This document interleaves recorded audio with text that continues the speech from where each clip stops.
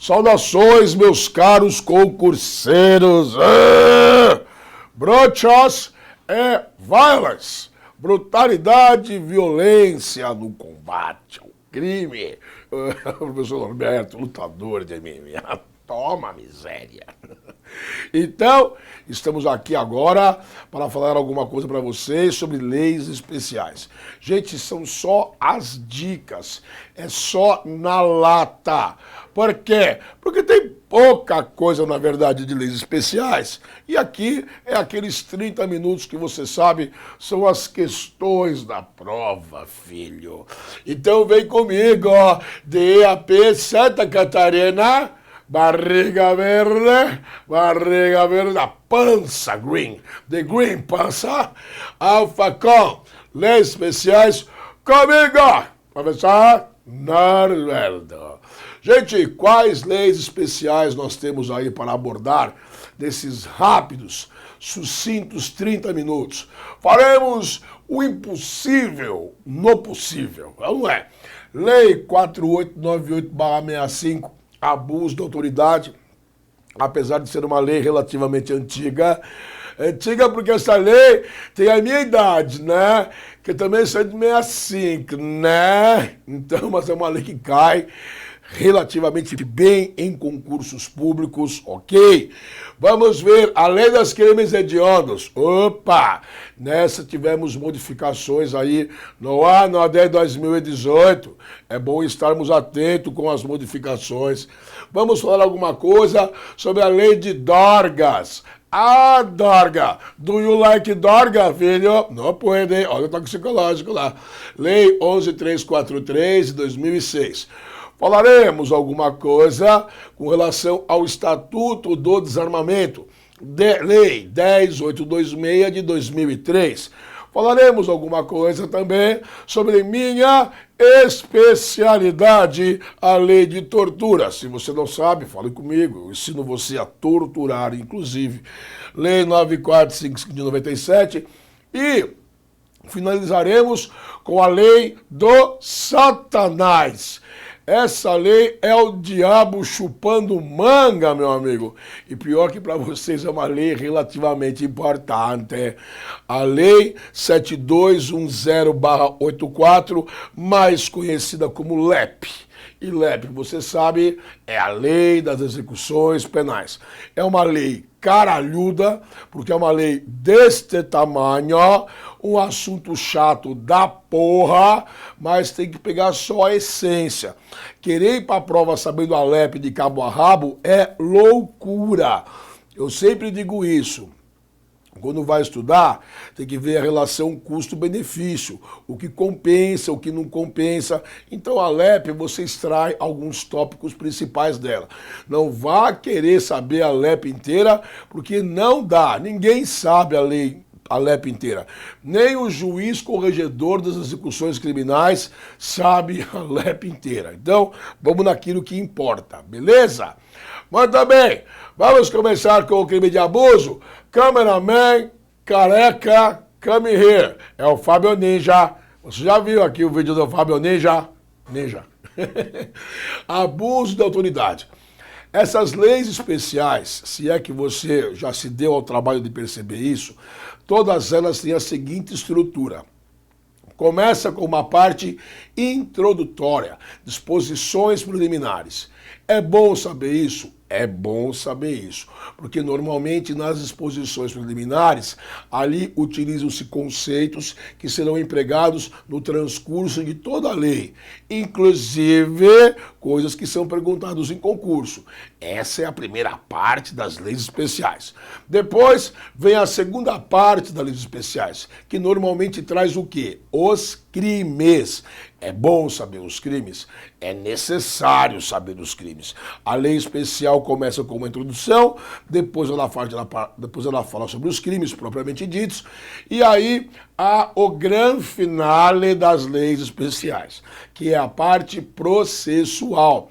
Ritos especiais de julgamento, conforme o crime. O abuso de autoridade tem, a lei de drogas tem, Só que para concursos focados em carreira de segurança pública, polícia, agente de segurança penitenciário, outros, mas a parte processual não é quase requerida em concurso. Então, na minha opinião, você caga em cima dela. Toca-lhe um barro. Toma, não vai perder tempo querendo estudar detalhe do rito do processo do crime de abuso, que isso é bobeira, não vai cair. Não vai cair. É parte muito técnica, é parte mais focada para os operadores do direito, beleza? Então, com relação ao abuso de autoridade, o que você tem que saber? Primeiro, conceito de autoridade. Quem é autoridade para efeitos da lei de abuso?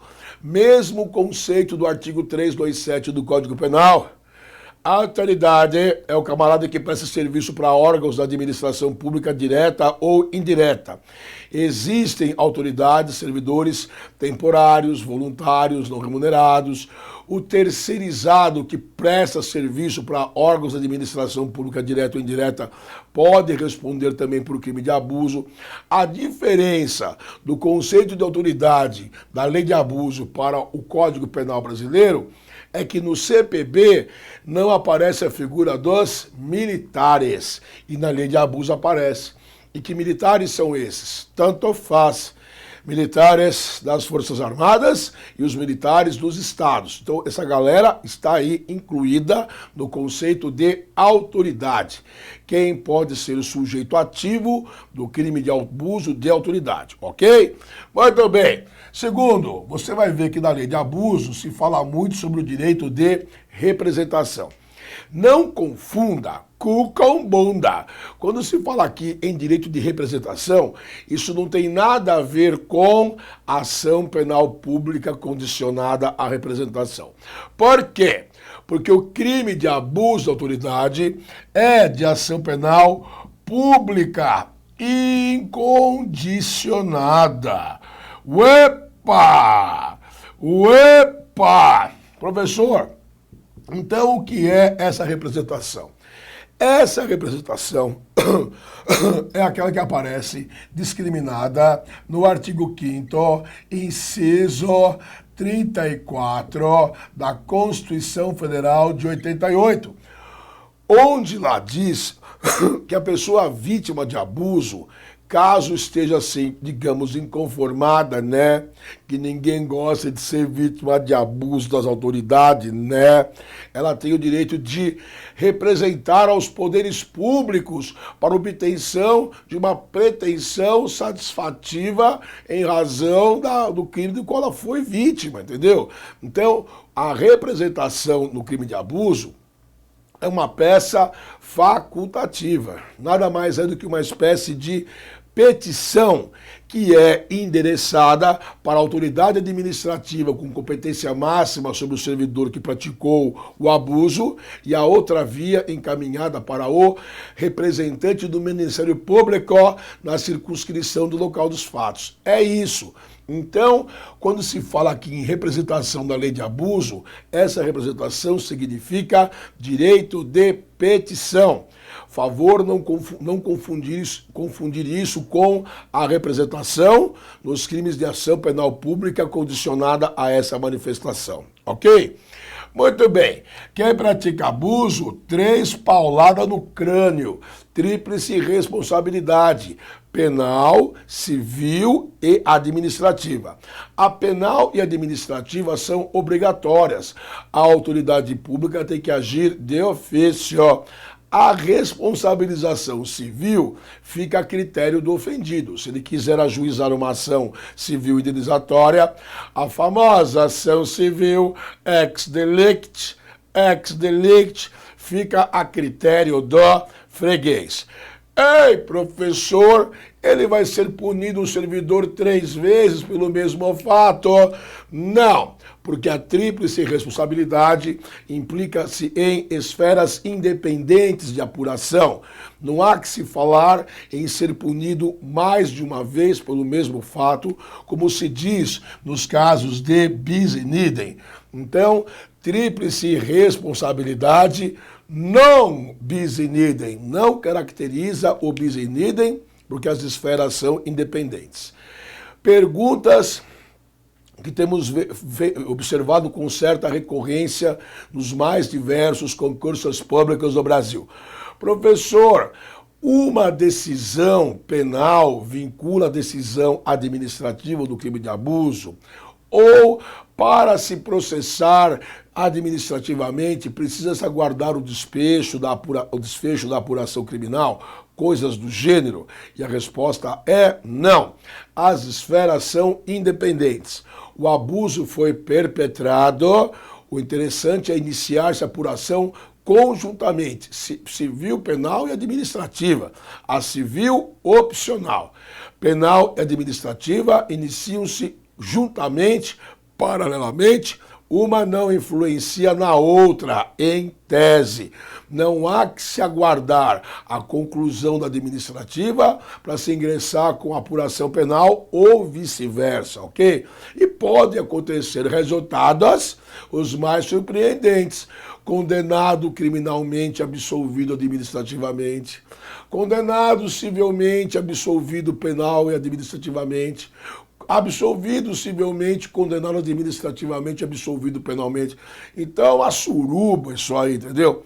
Agora, a única decisão que vincula a outra é quando, na esfera penal, o juiz sentencia uma negativa de autoria. Então, se o juiz criminal falou não foi o servidor público que praticou o abuso, obviamente que isso atinge a esfera administrativa. Mas são casos excepcionalíssimos, ok?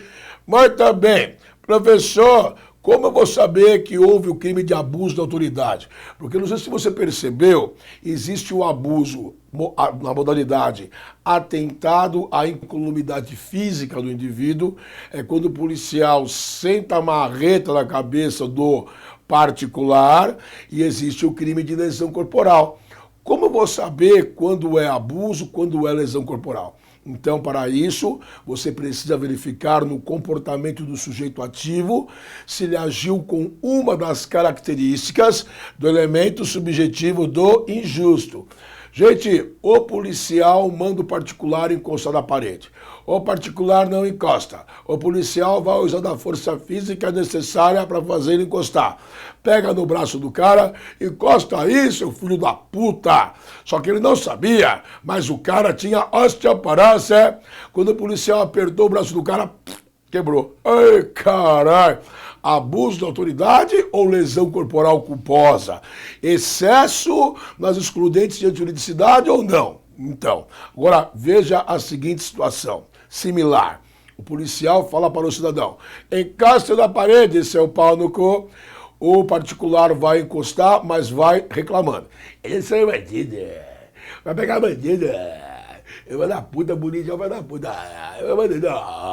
Aí o policial que é esperto, policial malandra, vai se aproximando do particular, observando já as imediações. Tipo, lero, lero, lero, lero, lero, lero.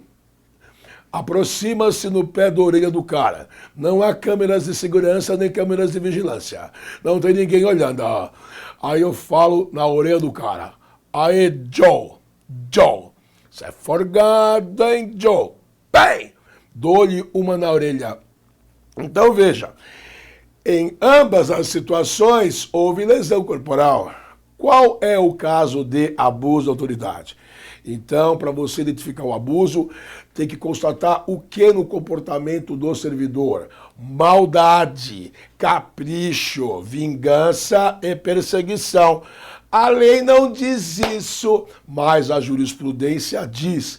Esse é o diferencial.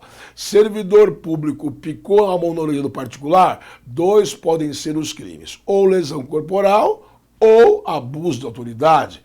E o será abuso quando estiver revestido dessas características. Understand me? Muito bom. Gente, quem julga o abuso, justiça comum, mesmo que seja praticado no âmbito de militares, beleza? Vem pra cá, cameraman. Gente, agora veja, Bom de saber quais são os crimes de abuso. Eu tenho uma raiva quando a pessoa, por qualquer coisa, solta a seguinte batatada. Ai, me deixaram esperando muito tempo na fila do banco público. Isso é um abuso da autoridade. Ou então, o policial me tratou mal, ele me xingou. Isso é um abuso da autoridade. Ou então, o agente de segurança penitenciário, na hora que fez a revista íntima, enfiou o dedo no meu cu. O quê? Isso é abuso da autoridade. Não, isso é estupro. Toma!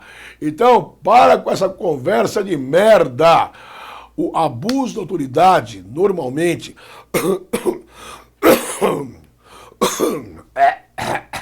Morre, professor desgraçado. O abuso da autoridade, normalmente, é quando você olha preceitos que estão no artigo 5º da Constituição.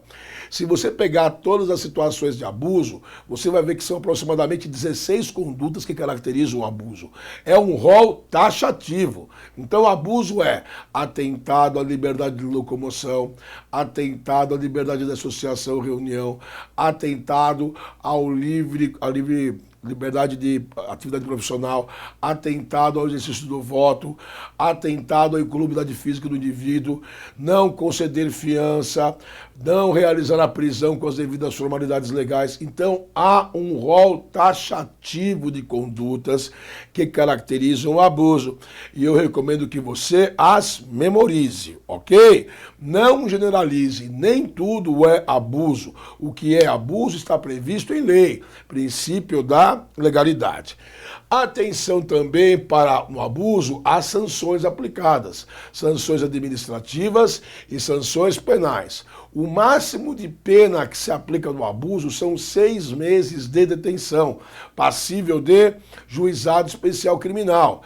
As penas administrativas abrangem a repreensão, que é escrita, abrange lá a demonstração verbal, abrange aí a suspensão para trabalhar no local. Então, veja direitinho quais são as sanções administrativas para não confundir com as sanções penais. Beleza? Toma miséria! Agora, falando um pouco sobre lei de drogas, lei 11.343 de 2006. Não se esqueça que primeiro, porte de drogas, isso não foi descriminalizado. O que foi ser despenalizado. Quem é pego no porte de drogas, Lei 9.099, condução até a autoridade policial, lavratura do termo circunstanciado de ocorrência policial. O autor não é obrigado a assinar. Diferentemente do que prevê a Lei 9.099, não se imporá prisão em flagrante para o camarada nessas circunstâncias. Ué, professor, quer dizer então que o cara não assina o TC no caso de porte e não vai preso em flagrante? Não, porque não existe pena privativa de liberdade para o porte. Então, a medida de polícia judiciária não pode ser superior do que a medida, a sanção prevista na lei penal, ok? Essa é a moral da história. Agora, para diferenciar porte de tráfico de drogas, gente, não é só quantidade. Eu já falei, posso ser um traficante, estou com 30 petecas no bolso de farinha na porta da escola primária. Chego lá às 10 da manhã, a molecada adora. Olha, o tio da farinha chegou. Eu lá, vendo 29 pinos, sobra um no meu bolso, estou indo para casa, a polícia me para.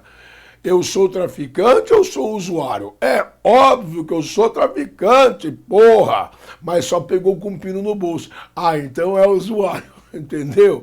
Não é só a quantidade.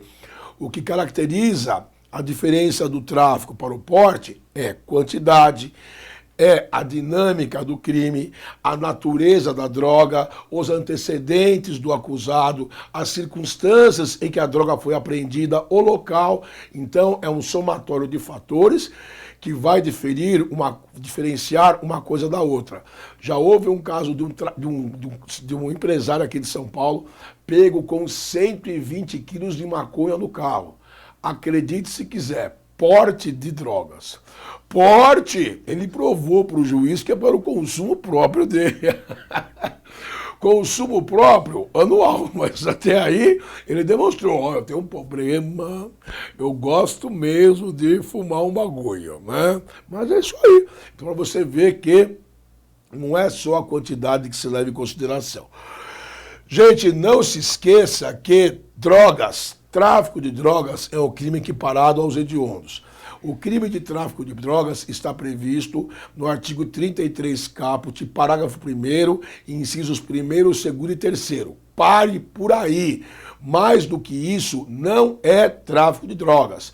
33 caput, parágrafo 1º, incisos 1º, 2º e 3º.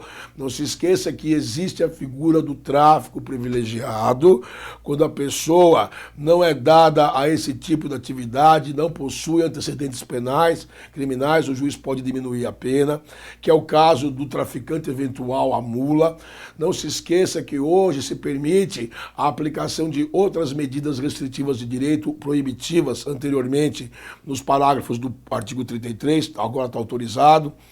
Muito bem, não se esqueça que o tráfico de drogas é um crime equiparado aos hediondos, não é considerado, é o famoso 3T, tráfico, tortura e terrorismo. Não se esqueça que, para saber se a substância é ou não droga, precisa passar por prova e contraprova. É obrigatória a realização dos dois e é óbvio que, para a configuração, tem que positivar nas duas circunstâncias. E veja lá os crimes, que são os básicos. A ênfase é para o 33 caput, parágrafo 1º, inciso 1º, 2º e 3º. Tem o crime do olheiro, tem o crime de conduzir embarcação ou aeronave sob efeito de drogas, porque se for veículo é crime do CTB. O crime de prescrever culposamente drogas, quando você prescreve dolosamente o crime já é tráfico. Dá uma olhadinha nos crimes lá que é suave na nave. E fundamental, puxa pra cá, cameraman, as circunstâncias agravantes do tráfico. Tráfico transnacional, o integrante é servidor público, emprego de armas de fogo, tráfico praticado em proximidade de escolas, interior de presídios, de quartéis, repartições públicas, clubes, associações, etc, etc, etc. Gente, com relação a Estatuto do Desarmamento, vai direto nos crimes, beleza? E atenção para um crime master lá, qual? O crime de posse ou porte de arma de fogo de uso restrito. Não se usa mais o termo proibido. Por quê? Porque esse crime passou a ser considerado hediondo. Só que esse crime do artigo 16 tem o parágrafo único, então tem outras condutas que passaram a ser também consideradas hediondas. Por exemplo, raspar a numeração da arma, usar a arma com numeração raspada, o uso, o porte de explosivos, dentre outras. São 6 incisos do parágrafo único do artigo 16 que foram elevados à categoria de hediondos. Bom, por falar em crimes hediondos, aqui estão eles. Não se esqueça das modificações mais recentes. Os homicídios qualificados, o feminicídio, o homicídio praticado contra integrante das Forças Armadas. Não esqueça de ver as agravantes do feminicídio modificadas agora no final do ano de 2018. Não se esqueça que lesão corporal gravíssima e lesão corporal seguida de morte contra integrantes da Força Pública, da Segurança Pública, Forças Armadas, familiares, parentes consanguíneos até o 3º grau, também passarão a ser considerados hediondos. Não se esqueça do crime de posse ou porte de arma de fogo de uso proibido, que foi o último que passou a ser considerado hediondo. O crime lá relacionado também a menores, de exploração sexual, também passou a ser considerado hediondo. São 14 crimes considerados hediondos, salvo engano, e 3 crimes equiparados. Crimes hediondos não têm direito a anistia, graça, indulto e fiança, beleza? São as insuscetibilidades. Prisão temporária para eles, 30 dias prorrogáveis por mais 30. Para cá, cameraman. Início do cumprimento da pena deles, sempre no regime fechado. Lei de tortura, não se esqueça, os tipos de tortura, causar sofrimento psíquico, mental, quais são as condutas que caracterizam. Lembre-se que está torturando o João para saber onde está a droga. João morre, o crime é tortura agravada pelo resultado morte. Matou o João com emprego de tortura, homicídio qualificado, crime hediondo, ok? Insuscetibilidades. Tortura não tem direito à anistia, graça. Tem direito a indulto e também é inafiançável. Lei de execução penal, os regimes fechado, semiaberto e aberto, dá uma olhadinha nos direitos e deveres do preso, é o fundamental. Beleza? Vamos lá resolver rapidinho umas questões, ok? Primeira questão, FEPESE, Florianópolis, Prefeitura, em relação aos regimes de cumprimento de pena privativa de liberdade. Vejamos. 1. No regime fechado, o condenado fica sujeito a trabalho no período diurno e a isolamento durante o repouso noturno, com certeza. 2. No regime, o trabalho externo é admissível no regime fechado em serviços ou obras públicas. Há sim essa possibilidade. 3. No regime aberto, o condenado fica sujeito a trabalho em comum durante o período diurno em colônia agrícola, industrial ou estabelecimento similar. Beleza pura!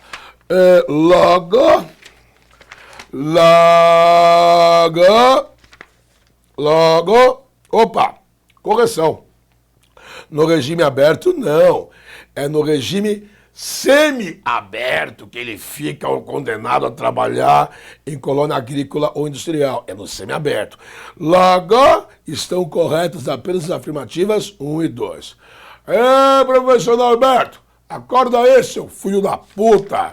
É verdade, o professor tá meio capengo já, meio exausto. O professor é velhinho, coitado. Tudo bem então, gente? Ó, questão anterior, letra D. Só 1 e 2 estão corretas, porque no regime aberto vai para casa, porra. Casa do albergado, para os lugares que existem. Nenhum existe no Brasil. Muito bem, questão número 2. Vamos a ela.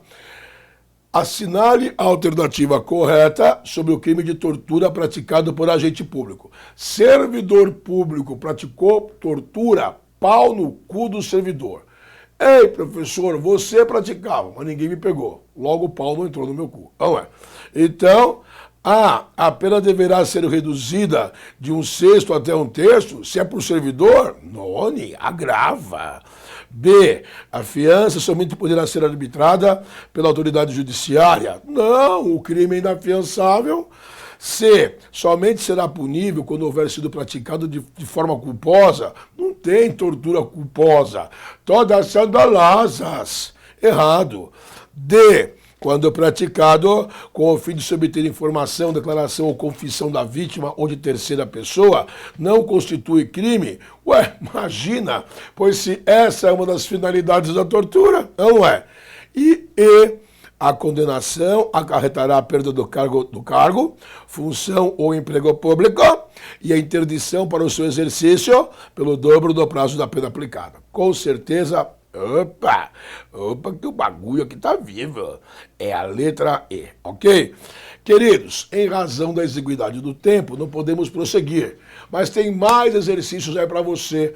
Capricha, fizemos o impossível. 6 leis em 30 minutos. Isso só é possível aqui, no Alpha Khan Concursos Públicas.